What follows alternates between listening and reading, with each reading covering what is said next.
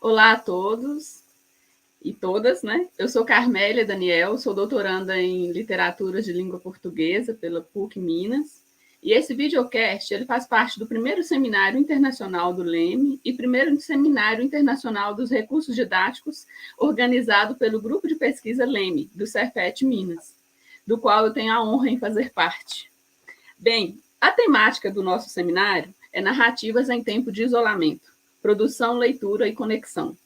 Com isso, nós buscaremos debater e compreender as narrativas que cercam o contexto atual, reproduzindo-se com rapidez nas várias mídias contemporâneas, e a experiência compartilhada por essas mídias. Uma das reflexões desse seminário é a ideia de experiência, até proposta por Benjamin e La Rosa.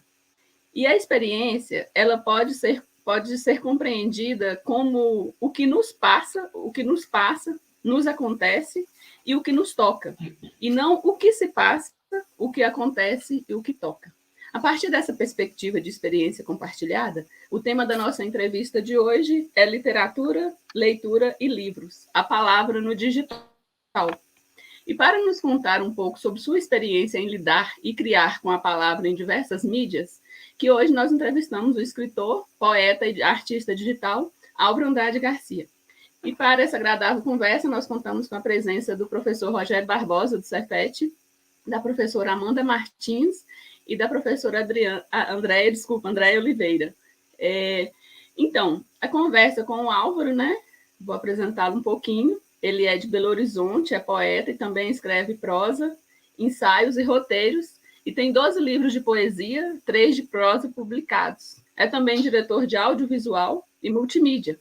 Faz poemas, videopoemas e poesia digital para ambiente na internet, né, ambientados na internet, aplicativos de multimídia, videoinstalações interativas, e toda a sua obra a gente pode acessar através do sítio arte.br, flop.arte.br.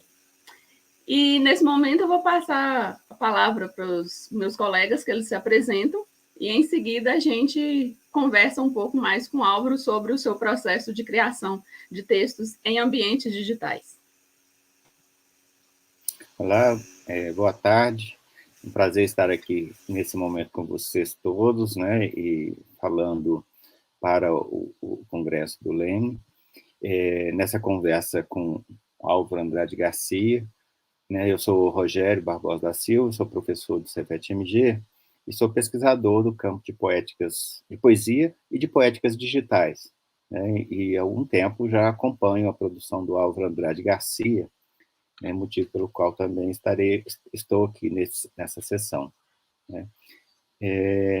Eu acredito que seja melhor, então, talvez os outros também se apresentarem, né?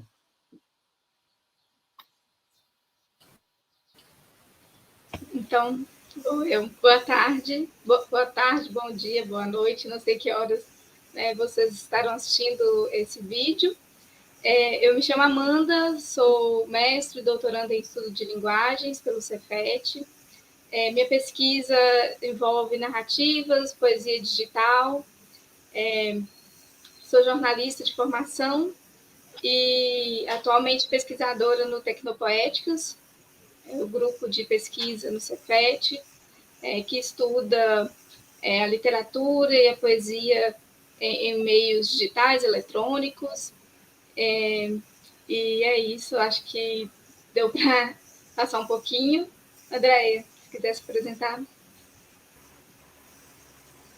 Então, né, eu cumprimento a todos os presentes, e em especial ao Álvaro, né, que aceitou esse convite de hoje, e cumprimento também aos que vão nos assistir posteriormente.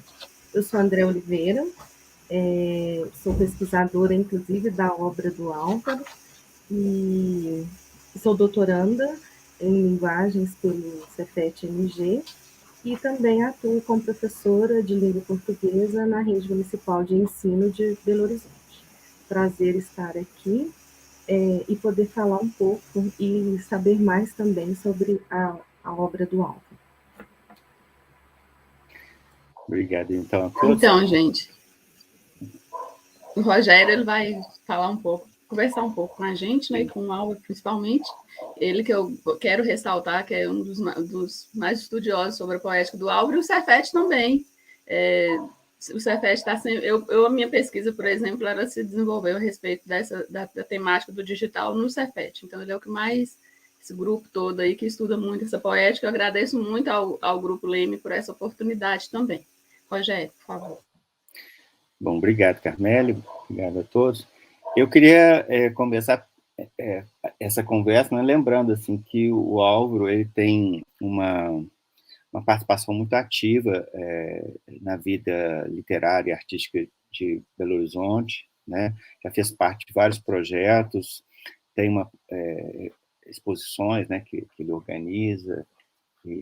Então, assim, eu tenho acompanhado já há muito tempo, né, o Álvaro como um poeta que, dentro de um grupo grande, a gente editou o jornal, por exemplo, o Jornal 10 Faces, que era um grupo grande de poetas e escritores de Belo Horizonte, e a poesia sempre foi o ponto de encontro, né, desse grupo. Então, é um poeta, eu diria que, com múltiplas facetas, né? Eu queria começar a nossa conversa, que vai ser sobre o digital, lendo um poema dele, que está no livro Monódios, publicado junto na coleção de A Faculdade dos Censos. É um texto que eu acho que tem a ver com o motivo dessa conversa de hoje, né? Ele diz, não tem título o poema, e ele diz: quero uma obra que se revogue com o tempo e se torne tão verdadeira quanto um castelo de areia. Pequeno, gostava deles. Cedia horas construindo formas para vê-las ruir com a maré, né? Essa é uma questão interessante, eu acho, para a gente fazer a primeira pergunta, que é a ideia da obra enquanto criação, né? O poeta está sempre o objeto do interesse, né, nosso de público, mas eu queria, ao mesmo tempo, trazer a obra e fazer uma pergunta para o Álvaro. Eu imaginei, por exemplo, a cena do Roland Barthes, escrevendo sobre a questão da leitura, né? E o Roland Barthes sempre fala que a gente tem algumas obras, né, algumas escritas que a gente escreve na cabeça, ou seja, é uma obra que tem uma penetração de um espaço de leitura, né? Na medida que se escreve, ela também contempla esse espaço da leitura. E também aproveitando para colocar uma questão que é associada, né, obviamente, ao universo da leitura no espaço da crítica, né? Ou seja, o crítico literário, normalmente, ele está muito interessado no leitor, né? E pouco interessado no autor, desculpem, e pouco interessado no leitor, né? E eu penso que, assim como o Barthes coloca essa questão da leitura, talvez a gente possa pensar sempre um modelo de leitor que um poema pressupõe. Eu queria perguntar ao Álvaro isso, como ele acha que a obra dele, né, contempla esse espaço leitor. Não sei se eu fui claro, Álvaro. Então, o que você acha? Olá a todos. Olá a todo mundo. Rogério, vamos começar o nosso papo sobre essa questão, né, do leitor. Eu acho que a literatura, de certa forma, a arte, de uma maneira geral, ela tem esse espaço, né? Ou seja, na hora que a gente faz algum tipo de trabalho e esse trabalho vem a público, né? É aquela história lá da obra aberta, ou seja, a partir daí ele já não é exatamente, aquela obra já não é exatamente nossa, ela é uma obra que também é do leitor, né? E cada leitor, eu sei porque eu sou um leitor, né, acostumado, vamos dizer, ele constrói links, pontes, associações, né? Ele se apropria daquela obra e, de alguma maneira, ele compõe aquela obra com as próprias imaginações, com os próprios pensamentos, ideias, etc. e tal, né? Então, assim, no meu processo criativo, o que eu gosto de fazer, assim como um cacoete, né? E eu acho que o digital ajuda muito nisso, é a questão de você pensar a sua obra em camadas, ou seja, você tentar brincar ou jogar com essa possibilidade de gerar, né, leituras diferentes, e dessa maneira você fazer com que os leitores entrem na obra, né, vamos dizer, por caminhos diferentes, façam associações diferentes, esse tipo de coisa, né? Esse poema, eu acho ele muito bonito, e ele tem a ver com a minha infância, porque ele é meio literal, eu realmente fazia isso, e meu pai ajudava a fazer castelos e nomes, e a meninada ficava em volta esperando para destruir. Né? E era um momento prazeroso também, a destruição. E isso aí me faz lembrar muito quem assistiu lá aquele filme no Tibete, né, com o Dalai Lama e os monges fazendo as mandalas, vamos dizer. Eles têm um procedimento que eles ficam anos, dias, fazendo mandalas de areia, e na hora que a mandala ficou completamente pronta, eles vão lá, desmancham e começam a fazer aquela mandala de novo, né? Então, eu acho que essas coisas nos dão uma certa lição, assim, que eu tento seguir no meu trabalho. Assim. Eu não busco uma permanência, assim, no sentido de um registro, né, da obra que vai perdurar. Na verdade, as obras, em geral, vão, né, com salvas exceções, elas vão se tornando apropriadas pelas pessoas, né? E eu penso assim, o meu sonho de fim é a minha obra entrar numa determinada linha, num determinado caminho, né?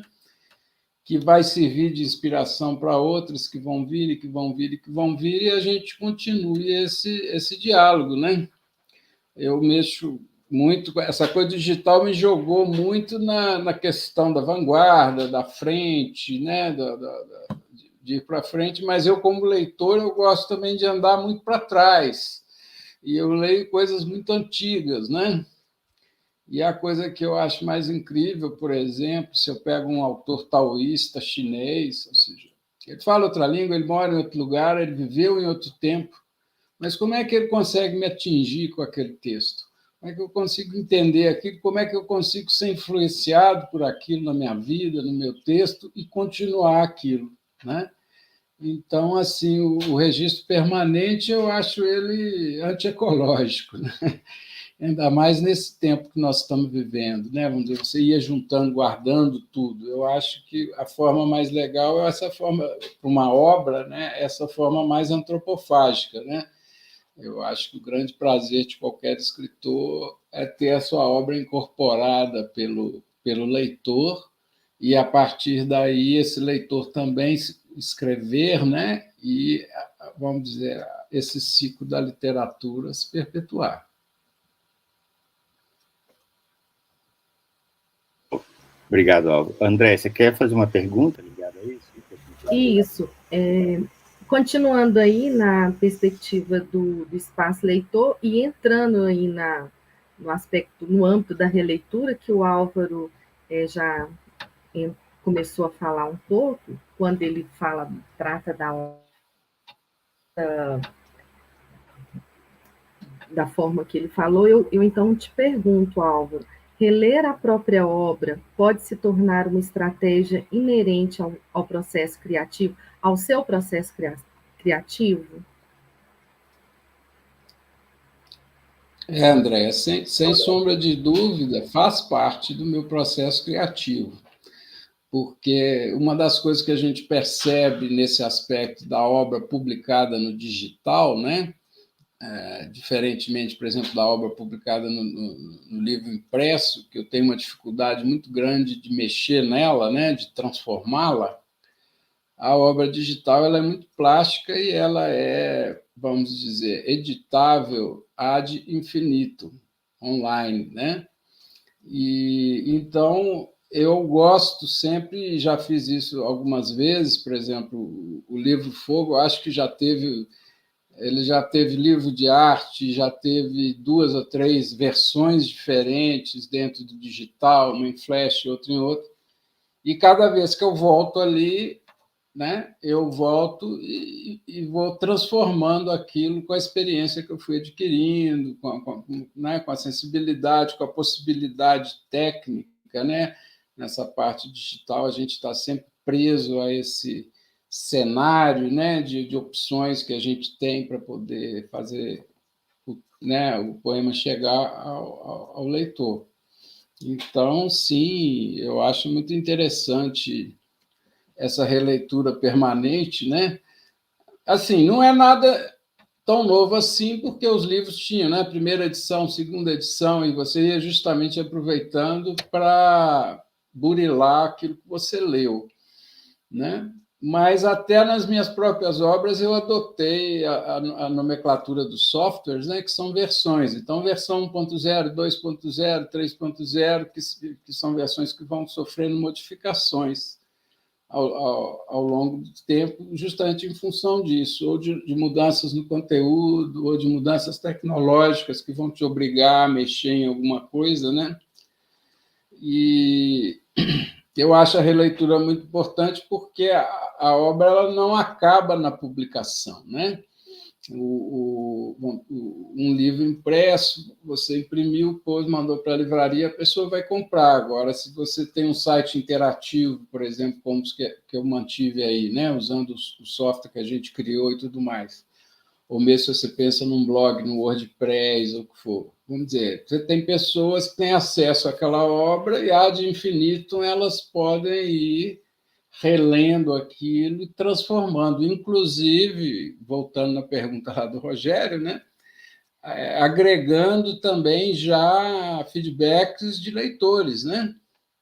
Vamos dizer, que também hoje em dia se faz um pouco na novela, vamos dizer, você vai fazendo a novela e enquanto ela acontece, você vai fazendo pesquisa, vendo o que está acontecendo, né? E jogando com isso. Álvaro, eu acho que tem mais uma questão que associa isso que você falou agora, nas duas respostas, né? Eu acho que a ideia da obra, dessa obra que se desfaz, né? Um pouco, eu acho que essa ideia sua da releitura também ajuda a jogar uma luz sobre essa questão. Porque se a obra se desfaz de alguns aspectos, ou seja, algum aspecto dessa obra envelheceu ou não faz mais sentido, a nova feitura dela, a nova forma de pensar também ajuda a imaginar que não só é uma reflexão crítica do autor quanto àquela obra, como também essa obra se refaz por outros aspectos, né? Ela retoma outras energias, talvez, não sei como é que você pensa isso. Não, é isso mesmo. Eu acho que ela vai sofrendo essas transformações em função realmente né, de mudanças que você sente que você quer fazer ali no conteúdo, em função do seu amadurecimento, etc. e tal, né? E também pelas questões técnicas, né? O meio digital, vamos dizer, o papel não tem tantas inovações assim, transformações súbitas e rápidas, né? Quanto o digital. Então, você consegue manter uma forma por um certo tempo, mas o digital não, ele está sempre em constante mutação, né?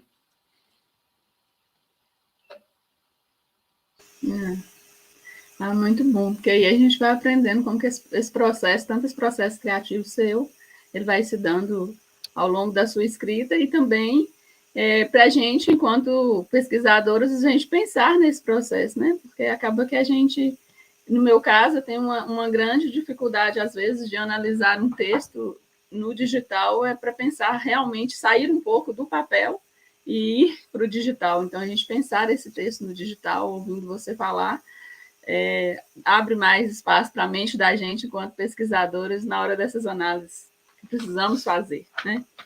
Amanda, você pode continuar, pode fazer, fica à vontade aí, seguir o círculo de conversas. Tá, joia. Álvaro, já existe aí um bom caminho, né, dentro da criação digital, né, do Ateliê Ciclope. A gente, se for parar para pensar, por exemplo, o Palavrador, né, que você participou, já tem mais de 10 anos aí, né, pouco mais de 10 anos. Eu queria saber se você pode falar também desse processo criativo, existe uma diferença entre criar para o digital nos primórdios, assim, naquela década de 90 ou anos 2000, para hoje, o que mudou? Né? Assim, porque a tecnologia mudou bastante, mas o que mudou no processo criativo também? Quando a gente vai criar uma obra, né, que vai circular num determinado meio, né, vai ter uma determinada materialidade, então a gente começa a pensar nos elementos que vão compor essa obra, como é que você vai mixar, sequenciar, colocar as interações, como é que você vai desenvolver o seu conteúdo, né, fazer imagem, som, texto gráfico, declamação, eles terem cada um o seu papel ali, é mais ou menos por aí que a gente começa. No caso da minha obra, na verdade, tem a ver eu acho até com a evolução do digital, né? Eu posso dizer que existiram, vamos dizer, existem 3 momentos, né? Eu diria que tem os primórdios, né? Então, vamos dizer, no início, eu sou de uma geração que é isso. Eu comecei a fazer videopoema no computador. No primeiro computador, ele tinha uma tela de 320 por 200, são só 4 cores simultâneas de um conjunto de 16. Tem 3 fontes, né? As animações são restritas, as interações, né? Então, foi aí que eu comecei a trabalhar, por exemplo, com a videopoesia, né? Então, é uma coisa que eu sempre falo, assim, para o poeta, para o artista, você ter liberdade e espaço para criar é uma maravilha, e as restrições também são uma maravilha, porque é um desafio, é um jogo. Eu tenho isso aqui, o que eu vou fazer? Né? Como é que eu vou contar alguma coisa? Como é que eu vou desenvolver um poema com isso aqui? Então, foi uma fase meio heróica, assim, e, ao mesmo tempo, de muita descoberta, né? Porque na hora que a gente realmente sai do papel para a tela, a gente ganha essa dimensão da temporalidade, do movimento, né? Da interação com o áudio e o vídeo, que não existia, né? E, vamos dizer, isso aí resultou em muita pesquisa, em muito desenvolvimento. Depois, né, a gente chega numa segunda fase. Nessa primeira fase é interessante, todo mundo achava que computador era coisa para fazer conta, né? A gente era destruído, porque como que poesia vai fazer uma coisa tão fria, insensível e cruel quanto uma máquina de fazer números, né? Mas a gente entra na segunda fase, que é uma época que eu falo, que é justamente o que você falou, na verdade, é aí nos anos 90, final dos 80, 90, que é quando chega a multimídia e logo depois vai chegar a internet. Então, você vai agregar, vamos dizer, essa chegada da multimídia ao computador, que na época era o CD-ROM, o kit multimídia, a placa de som, placas gráficas, né, com bilhões de cores, toda essa transformação aí que o hardware sofreu, ele viabilizou uma coisa que hoje todo mundo considera banal e normal, que foi a transformação do computador de uma ferramenta para um veículo de comunicação, né? Hoje todo mundo se informa, vê novela, faz isso, faz aquilo, vai tudo, 90% do que as pessoas vão se comunicar através dele. Então, é nesse momento que ele ganha toda essa possibilidade da multimídia, da integração de linguagens, né? Áudio, vídeo, texto, etc. e tal.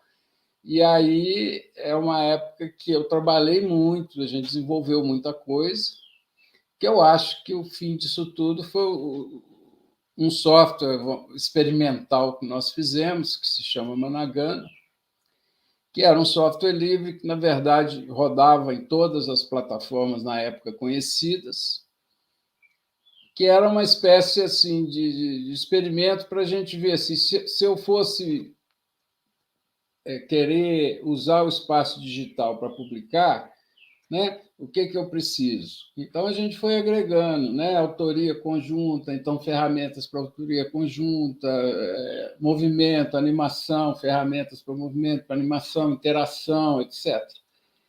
E isso explodiu de uma maneira geral aí na internet, né? E eu acho que nós estamos agora num terceiro momento, né? Que nem sou eu quem fala, mas até o cara que criou a www falou: ela está morrendo.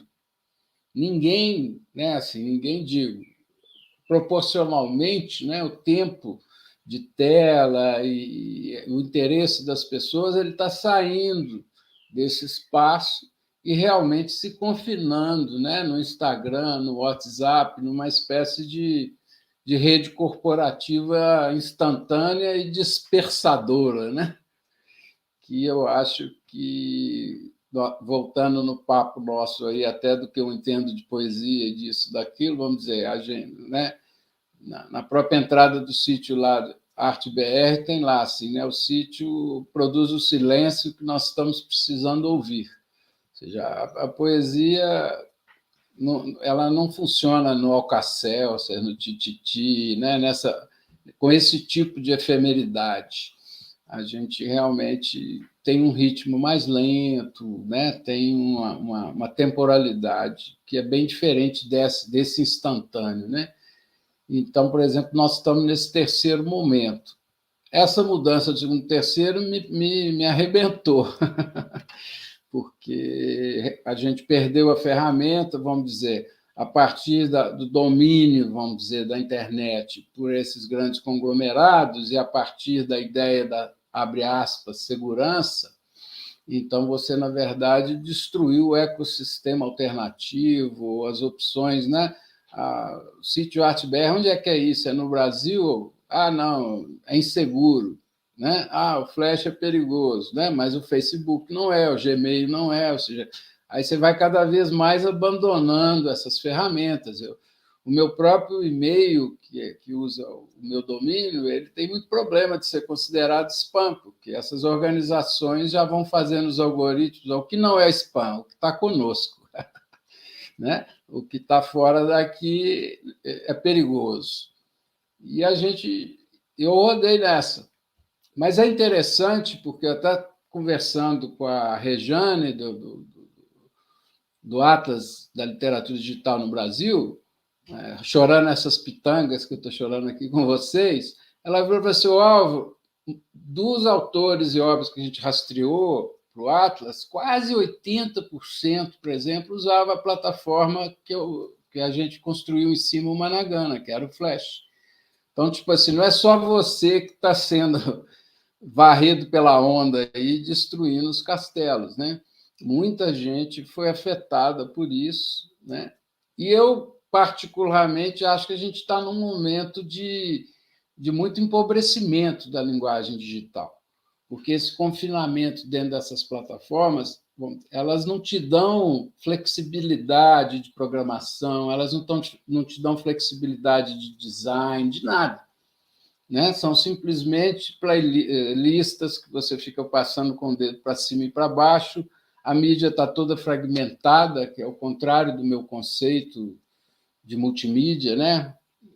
Por isso que eu falo que é imaginação digital, porque ninguém pensa assim, isso é vídeo, isso é áudio, né? Se eu fechar o meu olho aqui e começar a pensar numa cena qualquer ou num sonho que eu tive, pode acontecer de tudo, pode ter texto falado, escrito, pode ter uma voz, pode ter uma imagem, uma música, né? Então, nesse segundo momento aí de apogeu, foi por onde eu investi. Eu falei, como que a gente poderia trabalhar essa multimídia, né, de uma forma a não ser uma coisa esfacelada por uma questão técnica. Por que o vídeo está separado do áudio, né? Ou o teatro? Isso tudo tem a ver com a história desses meios. Mas, hoje em dia, no digital, isso pode estar conversando, né? E é mais ou menos o que eu tento fazer quando eu estou criando, né? Então, é isso, a gente tem que pensar na criação, a gente está, como diz o Rogério aí, passando com aquele texto imaginário, com aquele assunto, com aquela coisa que está te tomando, e, ao mesmo tempo, você vai alargando as conexões e tentando perceber que tipo de imagem você poderia usar com aquilo, que tipo de ruído, ou som, ou áudio, né? E, dependendo da ideia, que é uma coisa que eu sempre falo, você vai usar o meio mais adequado, né? Você também... o todo não exclui o pedaço, né? Você pode fazer coisas só com áudio, só com vídeo, né? Só com texto, não interessa, porque isso acontece na nossa cabeça, né? Então, essa exploração aí que foi minha segunda fase. E agora, na terceira fase, essa aí eu estou meio fora. Né? Assim, é o que eu falei para vocês, eu valorizo quem gosta de brincar com a limitação, né? Me dá um Instagram aí para eu fazer poesia, me dá um Facebook. É válido porque você está buscando atingir o público. E se o público está lá, é uma forma de você chegar nele, né? Mas é uma leitura que eu acho, até dentro do contexto do grupo de vocês aí e tudo mais, vamos dizer, a gente tem que educar as pessoas para ler no digital, né? Eu vejo a juventude, né? Eu comecei a preocupar comigo porque o meu celular agora fala quantas horas eu fico na tela por dia, 3, 4 horas. O meu sobrinho fica 11 horas por dia à frente da tela do celular. 11 horas. Né? E o que ele está vendo ali? Né? É aquilo, jogo de tiro, isso, aquilo outro, papai, e Instagram, né? É muito disperso e muito difícil de você cativar nesse ambiente uma pessoa, dar a ela um silêncio para ela escutar o texto, né? Eu acho que essa ideia também é muito boa. As pessoas criticam muito o desperdício da poesia nos livros, né? Com aquele monte de papel que você joga fora. Mas é porque é isso. Quanto mais peso e força tem uma palavra, mais silêncio ela vai ter em volta, porque você vai precisar daquele silêncio para deixar aquela palavra vibrar na sua cabeça, emanar, fazer as conexões, né? Se você está ali fazendo isso, paf, já chega um amigo seu, opa, vamos fazer isso, vamos fazer aquilo. Agora, só para terminar essa linha histórica, porque eu falei das 3 fases, mas já que vocês são pesquisadores, e vamos nos preparar, porque isso eu já até fiz texto sobre, e eu acho que o Managana seria um software excelente para esse ambiente, né? Ou seja, o Facebook já chegou e apresentou, eu acho até o nome bem interessante, trouxe o metaverso, né? Então, nós vamos começar agora também ter esse outro momento digital, que vai ser as pessoas saírem da tela e entrarem nela, né? É a coisa imersiva com a realidade virtual, a mixagem da realidade virtual com a real, né? O entrelaçamento do virtual com o real, né? Isso é que nós vamos viver, né? E esse ambiente, por exemplo, o tipo de poesia, de coisas que eu faço, é ótimo, porque a ideia é essa mesmo, você entrar dentro da informação, entrar dentro do fluxo e ir se movendo por ele, né? Vai ser um momento interessante. Mas, obviamente, que essa discussão que a gente estava tendo aí, o Facebook não, ele quer fazer uma cidade 3D previsível, ele quer vender lotes lá, ele quer gerar negócios lá, né? E uma coisa que eu sempre venho criando na minha obra, e eu leio muito, eu gosto muito disso, sobre a questão das dimensões, 3 dimensões, a 4 dimensões com o tempo, né? Então, isso é estudadíssimo já, tem matemática, vamos dizer. No espaço digital, você tem N dimensões, ou seja, esse universo que a gente vai entrar e ter essa imersão na informação, não tem que ser um mundo 3D que você fica andando para frente e para trás. Isso é muito pobre. Você tem que entrar, pensa assim, você entrando, né, num fluxo de sonhos, de pensamentos, de ideias rolando, de palavras indo, vindo, né? É muito... E esse espaço, por ele não ter essa limitação do 3D, ou seja, você pode conectar coisas que, abre aspas, né, estariam distantes, né? Eu sempre falo que a distância no digital ela se mede em links, ou seja, eu estou aqui num determinado nó, e eu vou voar para um nó tal, eu vou passar por 2 links. E para um outro nó eu tenho só um link. Então, esse nó está mais perto, o outro está mais longe. Vamos dizer, essa é mais ou menos o que eu acho que seria a cartografia do espaço digital, né? Ou seja, o mapa das associações e dos fluxos que vão interagindo entre si.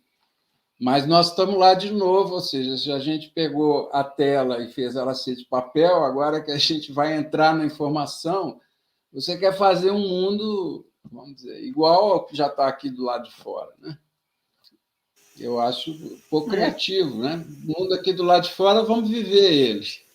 E o mundo lá de dentro, né? Vamos explorar, vamos brincar. Eu acho que você Exatamente. disse agora a parte que eu interessante. queria te perguntar, que era exatamente isso. Como que a literatura ia ter um espaço de sobrevivência nessa mudança, né? Eu acho que você agora deu esse panorama, né? Então, pode seguir, gente, aí. Eu acho que o espaço de sobrevivência que ela tem que ter é ir tentando sobreviver a essas ondas de transformação tecnológica, né? E se inserir lá. Daí que vem essa história que nós estamos falando, das versões, das releituras, né? De certa forma, eu falo muito, por exemplo, destruiu o Managana. Aí eu peguei todos os fluxos e coloquei no WordPress numa estrutura de vídeo, né? Então, perdi todas as interações. Então, o que é aquilo lá? Aquilo lá é meu escombro. Como dizia o Walter Benjamin, o que é a história? É o escombro, é o que eu consegui salvar, mas está lá, né? E aí, como o Rogério mesmo disse, a partir daí você já pode pegar aquilo, fazer uma releitura e desenvolver alguma coisa, né? Por exemplo, para essa nova onda aí do metaverso, por exemplo, né? Seguir por aí, que eu acho que esse caminho vai ser inevitável. Nós não vamos ficar como todo mundo segurando uma coisa, não. Nós vamos estar realmente imersos na informação. E é interessante também de se pensar a partir dessa pergunta de que é esse criar esse texto, é que para a gente, enquanto nós pesquisadores, e para os leitores também, os outros leitores, é que como que o seu texto, esse processo criativo seu, ele acompanha essas mudanças no tempo, né, como a gente está vendo, e como que ela vai acompanhando a evolução do digital também. Eu gosto muito de um livro seu, Viagem com o Rio São Francisco, que ele é uma antropofagia poética, a gente pode trabalhar outros termos. E o que eu achei muito interessante em trabalhar na sua obra é porque dá para, que é o que eu estou trabalhando, que dá para se trabalhar uma historiografia literária, uma historiografia da poesia digital. E aí você vai pegando desde os primórdios, os escombros que você já trata na sua obra, desde o sentido da palavra e como que essa palavra ela veio para o digital agora. E você vai acompanhando essas mudanças, que como também o livro que eu estudo um pouco, que é, acho que todas nós estudamos, nós todos, né?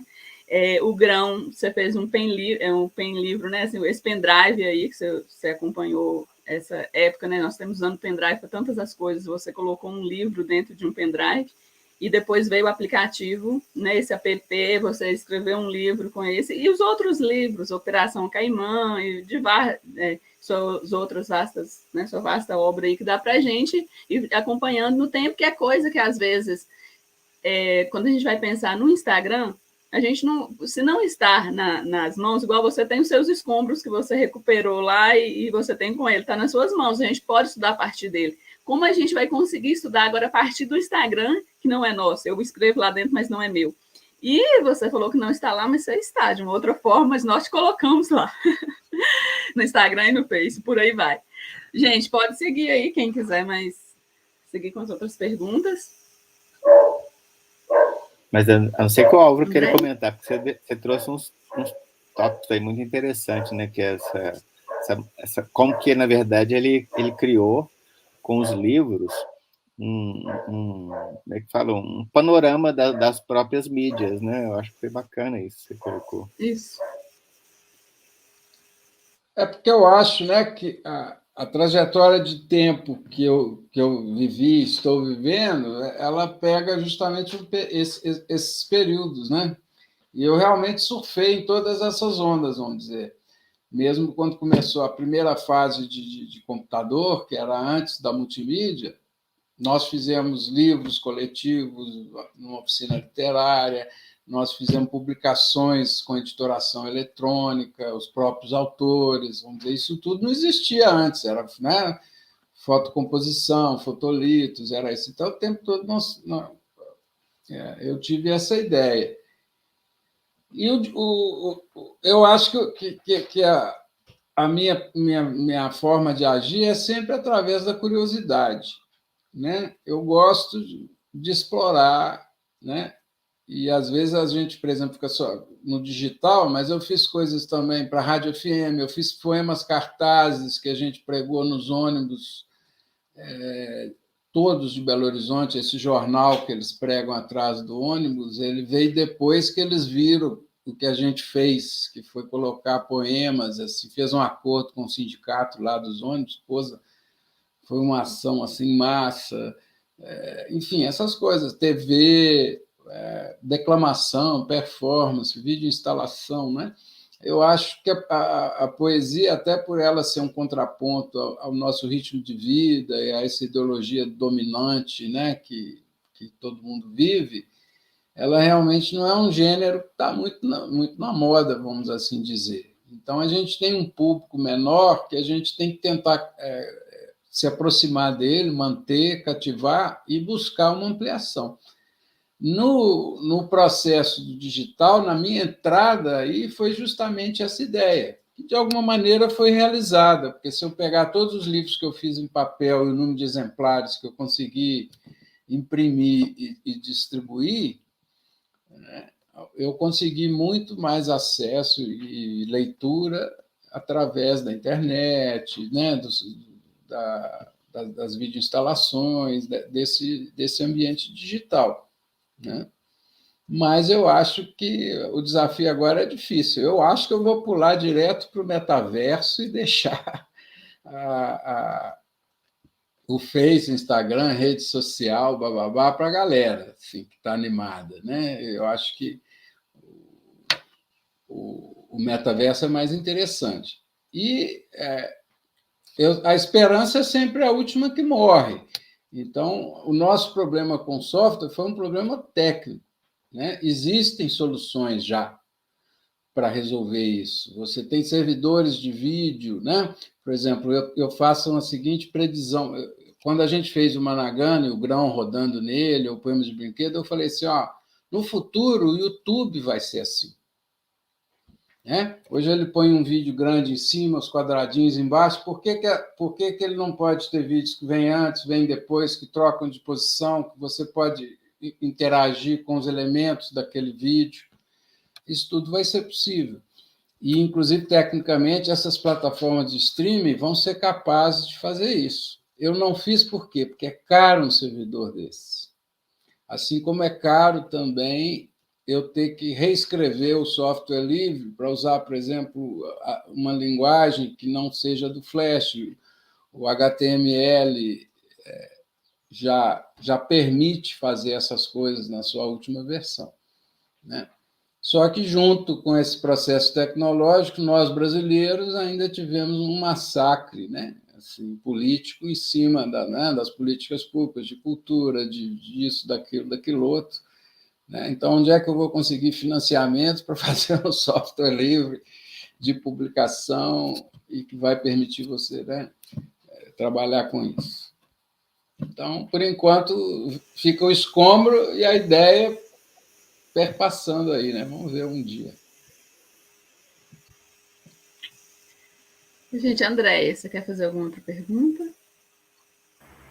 Eu quero um spoiler, tô brincando. Não, o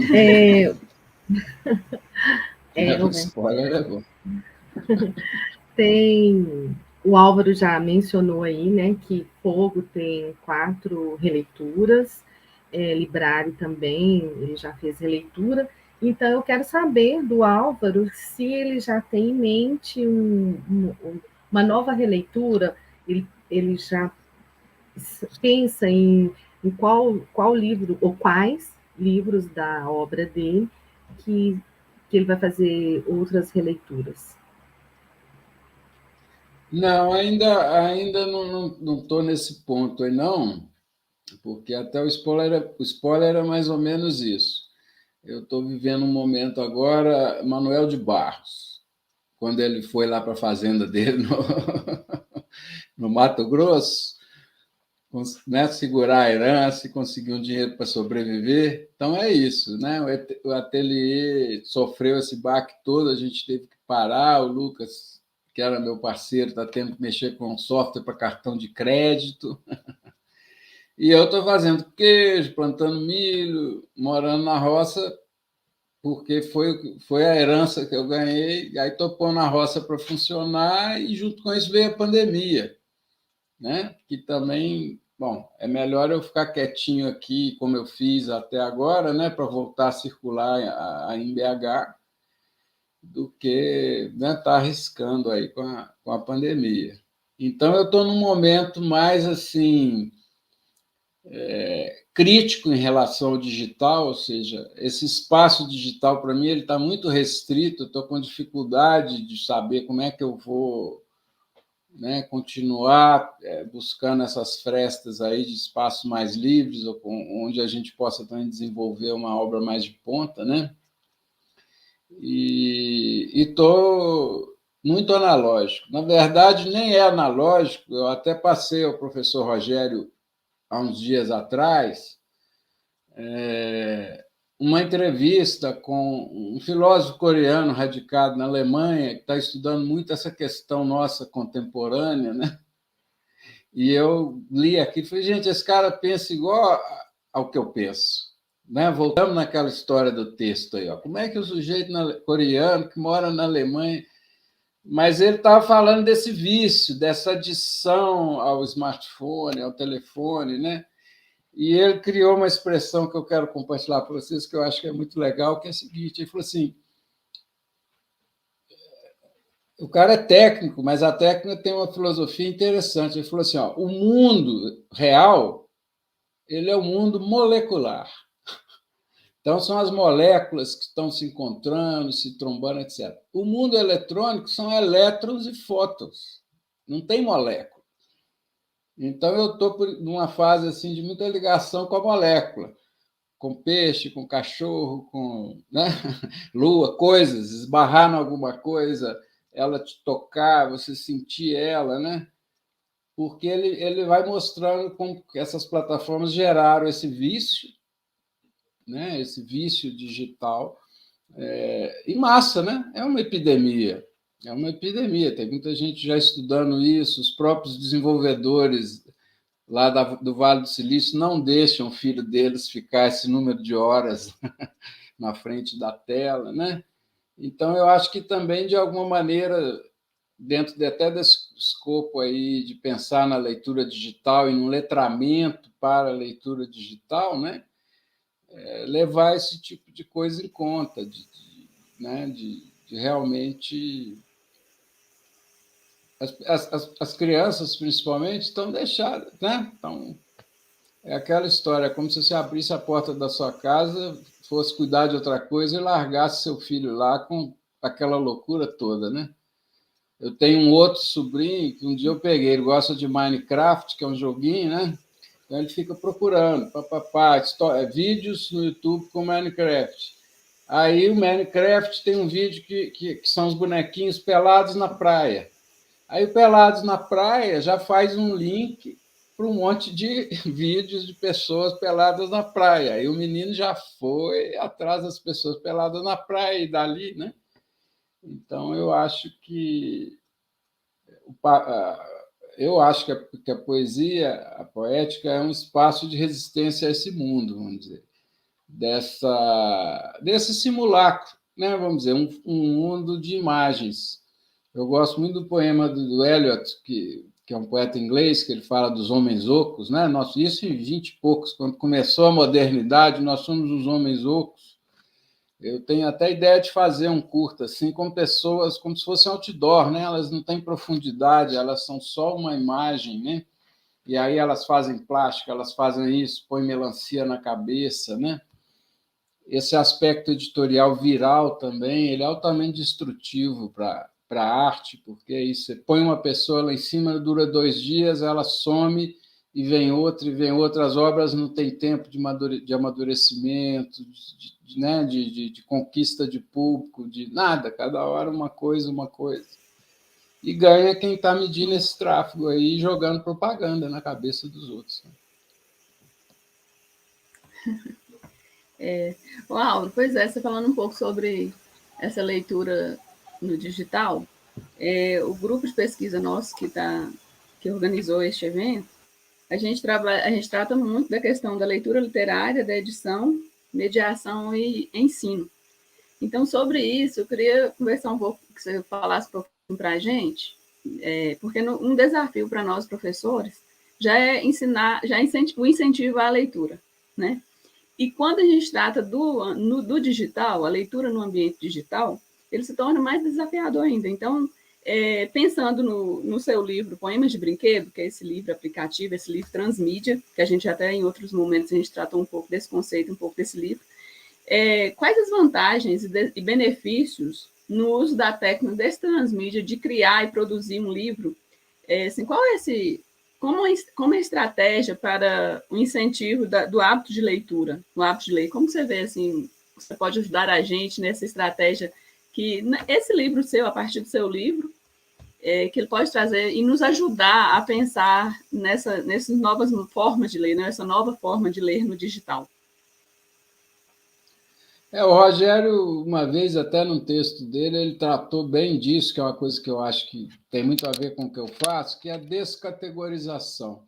Assim, eu acho que não interessa, é digital, é analógico, é papel, é livro, é raio laser, é poesia numa árvore, né? Os meios são todos válidos. Você tem que fazer as adaptações e criar sentido do poema estar naquele meio.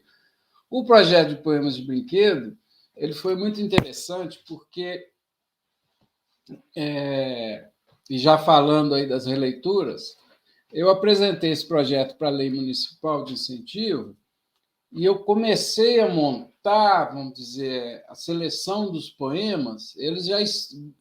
Uma boa parte deles já estava no livro Álvaro. E eles, inclusive, aparecem, esses que estão no Poema de Brinquedo, se você ver, eles têm uma marcação gráfica completamente diferente dos outros poemas. Vão os poemas assim normais, e essas páginas elas têm um fundo cinza, uma letra grande, ou seja, aí eu percebi, são poemas, o que esses poemas têm em comum?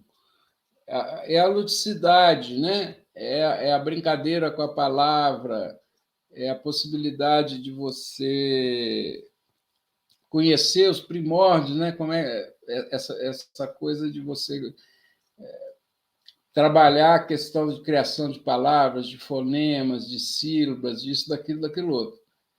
Então, eu peguei esses textos e fui trabalhar um roteiro para eles serem transformados no aplicativo, né? E aí vem aquilo que eu falei, vem as camadas, né? Então, você tem aí o designer, o cara para fazer a animação.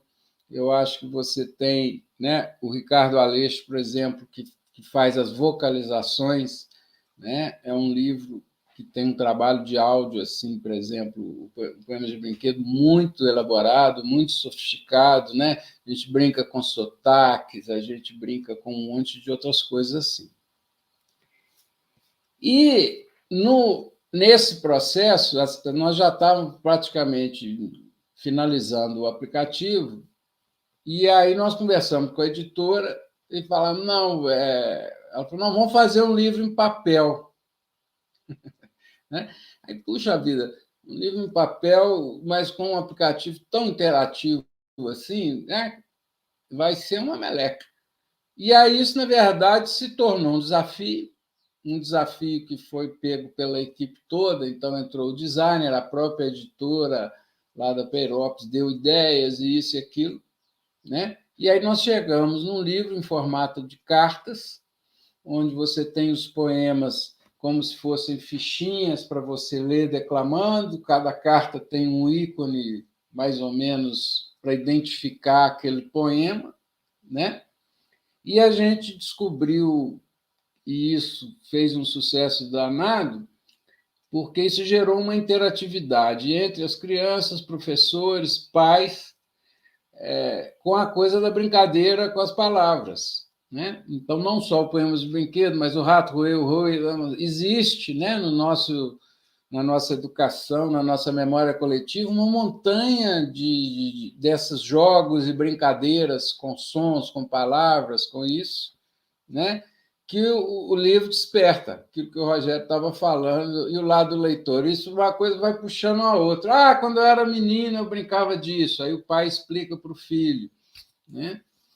E os meninos adoram, por exemplo, recitar. E eu já peguei várias... O Rick mesmo fez uma performance com os meninos no lançamento do livro, na Biblioteca Pública Municipal, né? E aí os meninos vão, interagem com eles começam a cantar com os pais, isso, aquilo, aquilo outro, né? Vamos dizer, isso tudo atrai a curiosidade da criança, porque você tem movimento, você tem esses sons, né? Diferentes para ele poder manusear, né? Então, o Transmídia, Carmela, para terminar aí essa resposta, ele ampliou o leque, né? Vamos dizer, a obra é uma obra que passa por várias leituras, né? Que vão uma leitura do aplicativo no digital, uma leitura em forma de declamação, performance, uma leitura em forma de brincadeira com as cartas, né? E a partir disso, né, a gente percebeu também que é um material didático muito legal para a criança, para estimular a criatividade. Eles adoram e piram. A Carmélia tem um sobrinho que ela contou um caso, e eu tenho outro também desse tipo, que é o quê? Brincando com os poemas de brinquedo com uma criança que não é alfabetizada, Rogério. Então, o menino ele usa o aplicativo para pegar a cadência, né? O rio, que desce o rio, sobe o rio, lá, lá, lá, lá. E aí depois ele já sabe pelo ícone na carta lá que aquela é o rio. E aí ele começa a declamar, igual o pai dele declamou, só que ele não sabe ler, ele inventa. Aí eles vão inventando, mas com a cadência, com a ritmicidade, né? Ou seja, eu acho que tem esse despertar. E por aí vai, né? Tem muita brincadeira com sufixos, com prefixos, com toda. Eu sou um fã do Guimarães Rosa, né? Então, acho que o Poemas de Brinquedo, na minha obra poética, é uma espécie de um hino a essa ideia do nascedouro das palavras, que tem muito a ver com o poeta. Quem é que bebe, né, preferencialmente, né, nessa palavra que surge do novo, da criança, da experimentação, né, do descontrole? É a poesia. Né? Então, esse livro, para mim, é uma espécie de porta de entrada, assim, né? Para você exercitar o descondicionamento da sua mente. Né? Que bacana. Palavra orgânica, aspergas. Às vezes a criança nem entende, mas ele está vendo um monte de coisas ali. Né? Eu acho que isso que você trouxe aí é bem interessante, até para estimular no sentido que a Carmélia coloca, né, para as práticas de educação. Mas eu acho que você também deu um exemplo aí nessa fala, né, que tem a ver com essa ideia também desse programa, pensando no texto que você me enviou, né, do Chu, que vai exatamente dizer que o celular está nos dominando, né, e é curioso que aí ele serviu para uma certa libertação, porque tem as cartas e o menino vai brincar com as cartas, e não com o celular só, né, isso é muito bacana, muito interessante. Exatamente. Sociedade. Mas eles fazem muito facilmente esse trânsito. Eles olham no celular e pegam um monte de dicas em relação à declamação, à tonalidade, a isso, a formas, aos jogos de palavra, e trazem para fora. E o mais legal é porque, isso até eu lembro na época que a gente, muitos anos antes de Cristo, aí, até o Eduardo Jesus trabalhava lá, a gente falava muito sobre isso quando estava começando a multimídia, Vamos dizer, as pessoas acham que interatividade é pegar o mouse e clicar numa coisa e acontecer. Ou seja, ainda no sistema informático e digital, a interatividade é paupérrima, porque ela é baseada numa coisa quase que do Skinner, né? Estímulo-resposta. Quero isso, bato aqui, vai ali. E, na verdade, o espaço digital te permite interatividades e infinitas. E aí vem, por exemplo, pegando poemas de brinquedo, é isso, você tem interatividade, né, da criança com tablet, da criança com o pai, das crianças entre si, das crianças brincando lá, tudo isso é interação, né? E aquilo que eu acho legal também, vai nos afetando. Você leu no digital, mas aquilo desdobrou numa coisa, né, no corpo da pessoa, por exemplo, brincando e fazendo, né? Então, é a minha ideia. Eu acho que essas fronteiras não existem. E essa questão de trabalhar esse livro Poemas de Brinquedo e com o ensino do digital para ele, eu lembro que quando você lançou, você falou que era um meio de tirar a criança desse universo de dragões e tudo, trazer um pouco da poesia.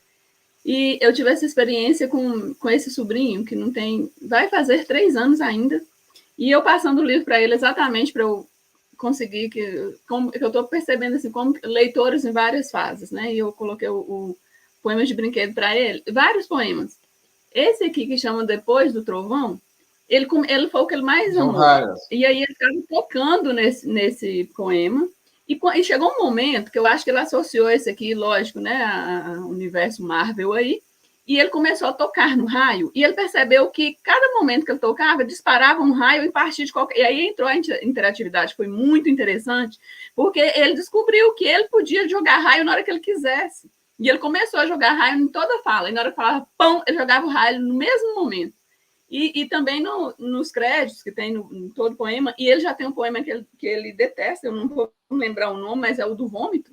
Na hora que passava, ele saía correndo, assim, meio com medo, porque ele tinha passado mal, e aí, na hora que ele via aquilo ali, era como se ele fosse passar mal de novo. Então, assim, essas experiências que eu falei exatamente da questão da historiografia que a gente pode trabalhar nesses textos, é como que ele traz isso para a gente. Então, eu pensei nessa questão da leitura desde das crianças leitoras e os adultos também, né? Então, assim, como ficar a percepção de cada um. Muita gratidão aí pelos textos. Ô, gente, vocês têm mais alguma questão para colocar para o Álvaro? A gente vai delongando. Não, eu sei que nós temos, né? Mas, assim, tem alguma coisa que vocês querem resumir aí para a gente ir finalizando? Fiquem à vontade, a gente tem mais uns minutinhos aí, pouquinhos.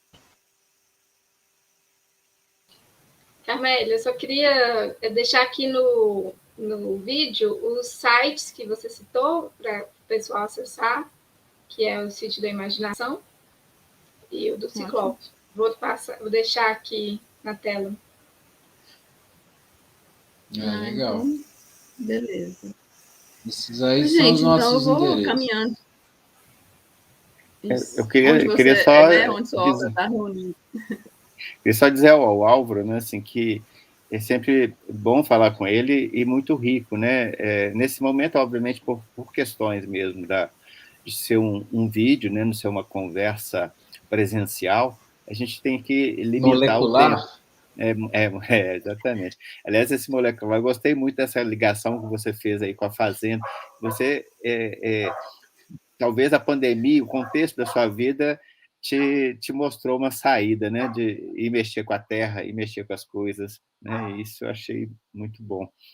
Mas o fato é que, de fato, a gente tem muitas questões a levantar, né? E eu creio que o objetivo dessa conversa é um pouco para que as pessoas que estejam assistindo ao Congresso do Lênin, né, elas tenham uma dimensão de uma produção dessa qualidade e das questões que você levantou aqui, né, nesta fala. Eu acho que elas são extremamente importantes para trazer estudos, né, mas estudos realmente críticos. A gente não pode simplesmente fazer um fetiche da tecnologia, né? E você mostrou isso muito bem hoje, que a tecnologia pode ser a nossa ferramenta, mas a gente tem que tomar cuidado para que ela não nos domine, né? Então, acho que isso é extremamente importante, e eu agradeço muito a você por esse momento, né? Muito bom, muito prazeroso. Espero que tenhamos logo a oportunidade de fazer um outro evento com você, presencial, com público e tudo, né? Obrigado aí.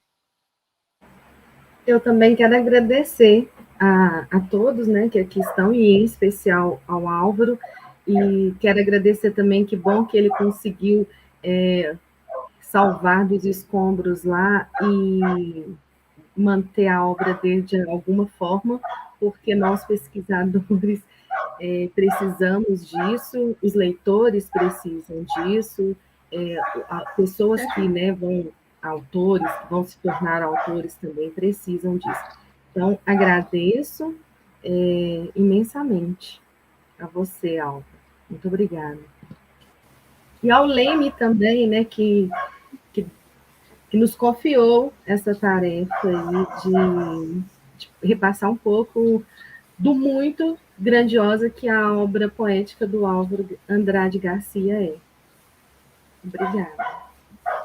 Queria agradecer também ao Álvaro, a todos vocês que estão aqui. Foi muito rica a conversa. Fiquei pensando muito aí na questão do metaverso, como a gente pode aí na literatura digital e na poesia digital transformar o mundo virtual também com uma criatividade para a gente ter esse olhar mais crítico, né, desse mundo virtual que a gente está cada dia mais imerso e a gente, né, não pode escapar disso. Mas eu queria agradecer, um grande abraço para todo mundo que está assistindo, agradecer ao Leme também. Muito obrigada, Carmélia. Gente, eu que agradeço, Amanda, agradeço a Andréia também, que a gente está trocando figurinhas aí, e podemos, quase literalmente, né? E ao Rogério, e principalmente ao Cefet, porque eu nunca deixo de dizer que desde final de 2015 a minha entrada nesse universo digital e pesquisar um pouco mais, aprender, na realidade, né? O Cefet que está me dando todo esse suporte aí. E, bom, já que é momento de agradecimento, eu vou agradecer também ao professor Wagner, que me ajudou muito a pensar o digital, a pensar a obra do Álvaro para uma outra perspectiva, e onde eu consigo hoje imaginar essa questão dessa historiografia a partir da obra dele. E a professora Marta, né, que me incentivou para fazer essa entrevista muito deliciosa. E agradeço a vocês mesmo, mais uma vez, do carinho, né, e esse compartilhamento, essa troca. E, Álvaro, muito obrigada por estar sempre disponível, viu, gente? Assim, ele é uma pessoa que falou que é para falar de texto, escrever, e ele está sempre divulgando os textos dele com a gente, coisas novas que ele lê mais do que todo mundo, eu tenho certeza disso. Tudo que ele lê, que diferente, que está aí no metaverso aí, ele traz para a gente. Então, a gente agradece muito, porque isso enriquece a pesquisa da gente, e nós sabemos o quanto que é difícil pesquisar sobre o digital, porque nós temos pouca coisa aí. Muito obrigada ao Leme por proporcionar esse seminário, essa conversa, e nós vamos ficando por aqui, e o evento ele vai ser a partir do dia 1, 2 e 3, a partir no canal do YouTube, e a gente se encontra nas redes por enquanto. Um abraço a todos. Álvaro, você pode se despedir também. Ao Lene e ao Álvaro. Feliz de conversar com você. Para conversar e falar sobre poesia, literatura, arte, nós estamos sempre disponíveis. E quero mesmo, eu estou nessa neurose agora para o mundo molecular. Vamos ver se nós nos encontramos presencialmente. Eu já tomei as vacinas, os reforços, né? Não estou aguentando mais o isolamento, não. Porque é muito difícil. Esse é até um exemplo, né, desse evento, para ver como o digital é isso. Ele nos contém dentro daquela grade. Qualquer que seja ela, tem um frame, né, Rogério? E vamos ver se a gente encontra aí no que esse filósofo chamou do mundo molecular, né? Das coisas, que inclusive o Manuel de Barros tem textos lindos, quando ele espiritualiza as coisas, né? que é essa coisa mesmo da matéria, da sensibilidade, do encontro, né? Ele fala assim, coisas que a gente pode trombar, encostar, né? De forma. Eu lembro muito aquelas nossas conversas em Buenos Aires, né? Durante aquele evento do Poetry, né? Foram momentos magníficos nesse sentido, né? Muito bom. Muito legais. E até para finalizar, eu passei para o Rogério, para depois passar para vocês, uma professora lá da Universidade da Virgínia, que esteve em Buenos Aires, depois em Portugal, ela escreveu um texto maravilhoso sobre o grão. Ela faz uma abordagem pela questão da consciência, da metafísica, etc., mas ela faz uma análise muito interessante da linguagem. Tanto é que o capítulo que trata do grão chama-se A Energia da Linguagem. Depois o Rogério nos ajuda a divulgar esse texto Claro. aí. Vou sim. Eu vi agora que você tinha me mandado, eu não tinha visto mais cedo, não, mas eu vou compartilhar. Obrigado, Alvo, mais uma vez. Então, gente, com essa energia da linguagem, essa poesia que reflete a realidade em que vivemos, é que nós nos despedimos aqui hoje, com muita gratidão à Álvaro, a todos vocês, ao Cefet e Leme. Boa tarde, fiquem bem. Fora o Bolsonaro. Saudades, viu? Fora.